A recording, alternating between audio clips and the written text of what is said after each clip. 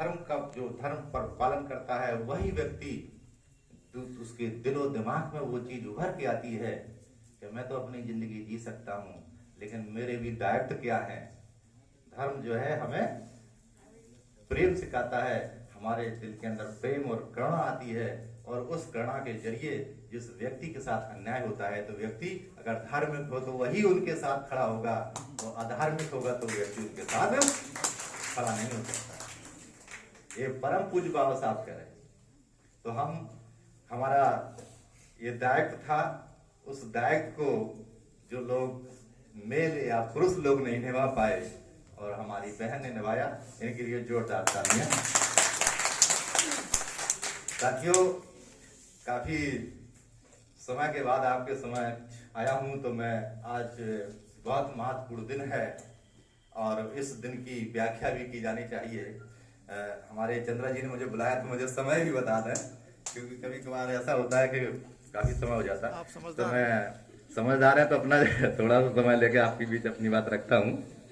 साथियों, आज बहुत महत्वपूर्ण दिन है।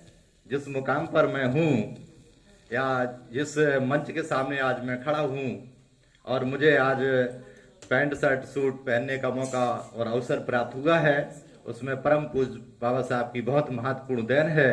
नहीं तो अगर हम बात करें देन है कि नहीं है, तो बहुत सारी हमारी नई पीढ़ी भी आई है, तो बहुत सारी वो ये जानते हैं कि जाने पता नहीं बाबा साहब परम पूज्य बाबा साहब की क्या देन है, उन्हें देन ही मालूम नहीं है।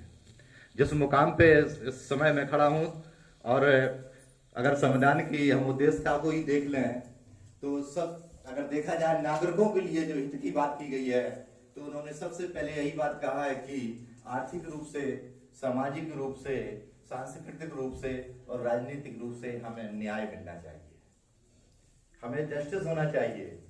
लेकिन आप बताएं कि हमारे साथ जस्टिस हो रहा है, तो इसका मतलब अगर हमारे साथ न्याय हमें नहीं प्राप्त हो रहा है तो उसमें कमी किसकी है? परम पूज्य बाबा साहब ने तो आपको संविधान दिया, आपको न्याय मिलना चाहिए, लेकिन आप न्याय नहीं दे पा रहे हैं। बहुत सारे लोग अभी बात कर रहे थे कि 2014 के बाद जो है हमारी स्वतंत्रता में बहुत दखल अंदाजी हो गई। तो परम पूज्य बाबा साहब ने आपको आर्टिकल 19 के अंतर्गत आपको स्वतंत्रता मुहैया कराई, आपको व्यक्ति की बोलने की स्वतंत्रता है।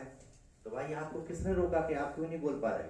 हमारी बहन तो चली गई जाके हाथरस बोले आई, लेकिन आप तो जब व्यक्ति बात करता है, जिस ऑफिस में है, जिस स्कूल्स में है, जहाँ पढ़ते हैं पढ़ाते हैं, जिस समाज में है, जिसका जो कार्य है, चाहे वो व्यवसायिक कार्य हो चाहे वो सर्विस का काम हो, वहां क्यों नहीं बोल पाते? वहां भी तो आर्टिकल 19 है आप सबके लिए, वहां क्यों आप चुप रह जाते हैं? जबकि परम पूज्य बाबा साहब कहते हैं कि बहुत बड़े बड़े समाज सुधारक आए, बहुत सारे ऐसे लोग हैं जैसे हम आपके सामने मंच पे उपदेश दे रहे हैं, हमारी भी उन्हीं में गिनती है। चंद्रा साहब संगठन बनाए, उनकी भी उन्हीं में गिनती है। बहुत सारे लोग संगठन, संघ, कर्मचारी यूनियन बहुत सारी बन जाती है, लेकिन परम पूज्य बाबा साहब कहते हैं उसको ये आपका उद्धार नहीं कर सकते हैं।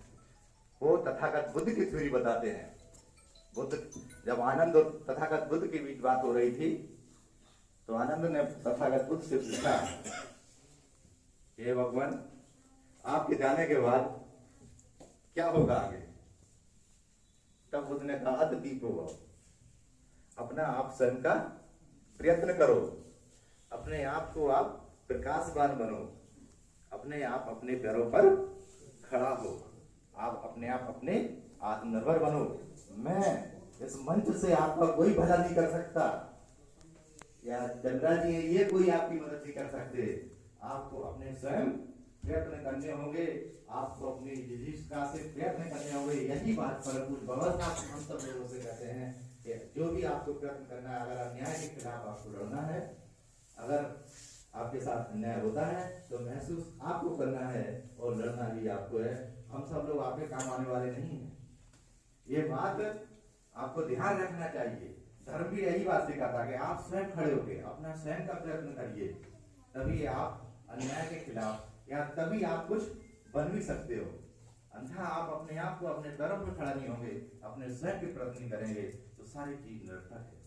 साथियों, एक बात परम पूज्य बाबा साहब रेडियो पे 1954 में जो है रेडियो पर भाषण दे रहे थे, तो उन्होंने कहा कि जब हिंदुओं को जरूरत पड़ी, उन्हें महाभारत लिखाने की जरूरत पड़ी, तो उन्होंने वेद व्यास को बुलवा लिया, महाभारत लिखवा लिए। फिर उन्हें जरूरत पड़ी तो उन्होंने रामायण लिखवा ली, वाल्मीकि को बुलाया। और जब पूरे देश के अंदर ढूंढते रहे, परेशान होते रहे, जब कोई नहीं मिला तो डॉक्टर अम्बेडकर को बुला लिए संविधान लिखने। हम तो इस देश के मूल निवासी हैं। हमारे तो खून में धर्म और संस्कृति बह रही है, और वही धर्म और संस्कृति जो है हमारे संविधान के अंदर है। बशर्ते हमें और आपको समझने की जरूरत है, हमें और आपको तैयार होने की जरूरत है। हमारा अंदर जो भय है, वह ही सबसे बड़ा हमें मुक्ति के मार्ग पर ले जाने में बाधा उत्पन्न करता है। साथियों, परम पूज्य बाबा साहब ने 25 नवंबर 1949 को जब संविधान सभा में संविधान आपको सौंपा जा रहा था, उसके पूर्व पर उन्होंने बोला, उनसे यही प्रश्न किया जो हमारी मैडम ने भी उसको, कि मैं दोहरा रहा हूँ उसी चीज को। तो संविधान देते वक्त उनसे पूछा गया कि जो आप संविधान सौंप रहे हैं, तो इस संविधान में से क्या होने वाला है, या उसके क्या रिजल्ट आएंगे उसके बना देने से, या जो अच्छा साबित होगा या जो बुरा साबित होगा। तो परम पूज्य बाबा साहब कहते हैं कि इस देश के जनता पर, जो हमारी पब्लिक है, जो जमात है, उस पर डिपेंड करता है। क्या डिपेंड करता है, कैसे निर्भरता करती है कि अगर देश के अंदर, देश की सीमाओं के अंदर रहने वाले लोग अपनी अगर महत्वाकांक्षा के अनुसार काम करेंगे तो ये संविधान फेल होगा, ये संविधान सही तरीके से काम नहीं करेगा। और अगर देश के अंदर रहने वाले लोगों के साथ अगर राष्ट्र हित के अनुसार महत्वाकांक्षी होंगे कि राष्ट्र अगर सर्वोपरि है और राष्ट्र का कल्याण होना चाहिए, जब राष्ट्र का कल्याण होगा तो आप सब लोगों का कल्याण होगा, तो ये संविधान सबसे अच्छा साबित होगा। साथियों, इसके आगे और आप कड़ी में कहते हैं आगे कि अगर हम इतिहास उठा के इस देश का देखें, तो मोहम्मद बिन कासिम ने जब उत्तर पश्चिम को आक्रमण देश पे किया था, तो राजा दाहिर का सेनापति जाके मिल गया था, तब हमारी हार हुई थी। तो देश के लोगों का कैरेक्टर है ये कि हम अगर न जाते तो क्या हमारे को आक्रमण होकर हम गुलाम होते। दूसरा एग्जाम्पल कहते हैं कि जब सिखों के ऊपर आक्रमण कर रही थी मुगल, तो गुलाब सिंह अपने शांत बैठा हुआ था और उन्होंने सिखों का सहयोग नहीं किया था। तो ये देश के लोगों का कैरेक्टर है। जब जो है हमारे देश के लोग, जो बहुत इतिहास है इस बात का, ये बाबा साहब उस बात को कहते हैं कि जो लोग, जब मोहम्मद गोरी ने इस भारत पर आक्रमण किया, तो सोचिए कौन लोग उससे मिल गए थे। तो जयचंद जाके उनके साथ जाके मिल गए थे, तब हमारा देश गुलाम बना था।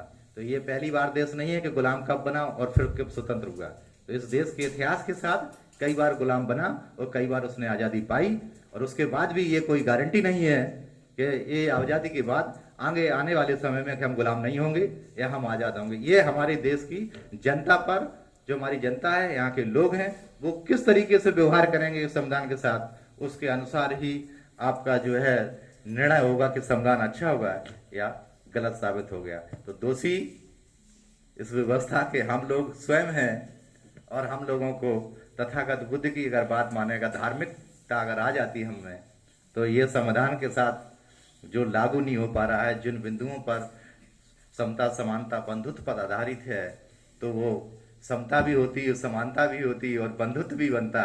तो बंधुत्व तो जब बने जब हम और आप ही बंधुत्व बना लें। हम और आपके बीच में ही बंधुत्व नहीं हो पा रहा, हम लोग ही रोजी रोटी बेटी का व्यवहार नहीं कर पा रहे। परम पूज्य बाबा साहब ने इस बात को लखनऊ में भी यही कहा था कि कम से कम वो लोग, जो लोग पिछड़े लोग हैं या जो लोग शेड्यूल कास्ट के लोग हैं, तो कम से कम पिछड़े और शेड्यूल कास्ट के लोग ही मिलकर रोजी रोटी का व्यवहार करने लगे, तब बंधुत्व आएगा।